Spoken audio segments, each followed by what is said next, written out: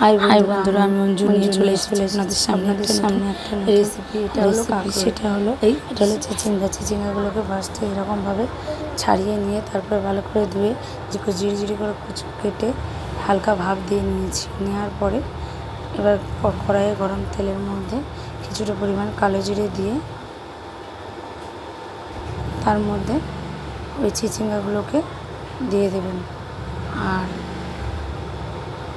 তার মধ্যে পরিমাণ মতো লবণ, পরিমাণ মতন হলুদ আর লঙ্কা আস্ত মানে চিড়ে দিয়ে দেবেন। দিয়ে এটাকে ভাজা করবেন অনেকক্ষণ ধরে। যখন ভাজা করতে করতে এটা কমে আসবে, এই দেখুন এরকমভাবে নাড়াচাড়া করে 15 থেকে 20 মিনিট ভাজা করবেন।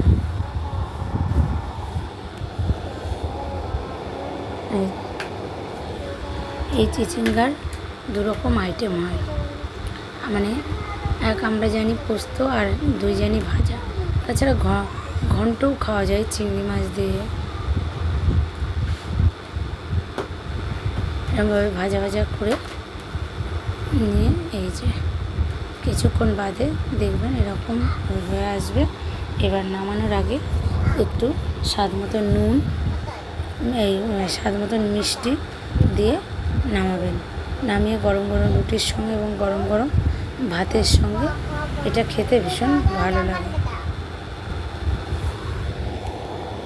আপনারা বাড়িতে এরকমভাবে চিচিঙ্গা ভাজা খেয়ে আমাকে কমেন্ট করে অবশ্যই জানাবেন কীরকম লাগলো আমার চিচিঙ্গা ভাজাটা। বাই বন্ধুরা, আবার চলে আসবো কালকে নতুন রেসিপি নিয়ে।